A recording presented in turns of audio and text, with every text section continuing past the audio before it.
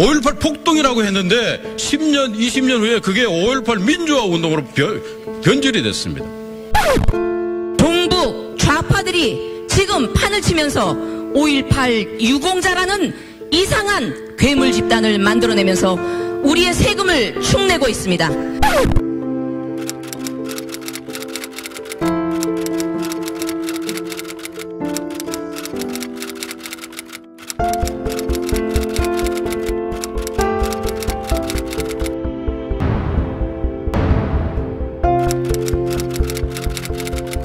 저희를 빈손으로 오지 않게 해줬던 게 바로 이 니콜라스 플랫이거든요. 이 사람이 당시에 그 미국 국제안보 담당 부차관보였어요. 그 80년 5월 21일이 5.18에선 굉장히 중요한 날이잖아요. 그때가 바로 전남 도청앞에서 집단 발포가 있었던 날이고, 근데 이 중요한 날로부터 채 40시간이 지나지 않았을 때 미국에서 회의가 열려요. 이 백악관 회의가 바로 정책 검토 회의인데 이건 굉장히 중요할 때만 열리는 회의라고 플랫이 증언해주더라고요. 그리고 이 니콜라스 플랫이라는 저희에게도 다소 생소했던 인물은 바로 그 회의에 참석했던 인물이에요. 그래서 이 중요한 회의에서 도대체 어떤 얘기가 오갔을까? 사무실에 들어갔더니 이분이 나도 좀 가지고 있는 자료가 있어 라고 하면서 이렇게 뭘 꺼내는 거예요. 아주 빼곡히 들어차 있는 본인이 손으로 쓴 메모였어요. 37년 전의 자료를 본인이 보관을 하고 있었던 거예요. 이때 미국이 뭘 알고 있었는지를 고스란히 다 드러내주는 자료예요. John could become a liability in probability of struggle.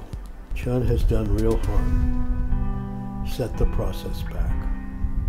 미국은 그때 당시에 전남 독청 앞에서 몇 명이 죽었는지 몇 명이 부상당했는지를 이미 40시간이 지나지 않았는데 다 알고 있어요. 지금까지 전두환 씨가 주장한 내용 있잖아요. 북한군이 침투했던 거 아니냐. 근데 이미 80년 5월 22일 날 미국은 알고 있었던 거예요. 북한군 움직임이 전혀 없다는 것. 그때 당시 합참의장이 북한 부대 이동 움직임이 없다. 또 북한이 공격해 올 거라고 생각하지 않는다라는 판단까지 여기서 보고하거든요. 그 백악관 회의에서 장난을 치거나 거짓말을 하진 않겠죠. 그러니까 북한군 침투설이 얼마나 황당한 주장인지를 다시 한번 방증해 줄 수 있는 훌륭한 자료라고 저희는 판단을 좀 하고 있습니다. 또 이 수기 메모에 가장 자주 등장하는 한국인의 이름은 전두환 씨예요. 이때 당시에 전두환 씨는 한국의 대통령이 아니거든요.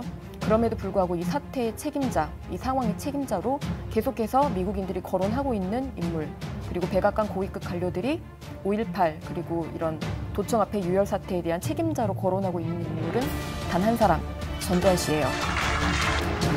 권위를 제11대 대통령으로. 이 사람들의 왜곡은 너무나 촘촘하고 치밀하게 오늘날까지 이어지고 있는데 우리가 아직도 5.18에 대해서 밝혀내지 못한 진실들이 너무나 많고 상처를 안고 살고 있는 수많은 광주 시민들이 있는데 가슴에 대못질하고 있는 이런 왜곡만은 정말 멈춰야 되겠다.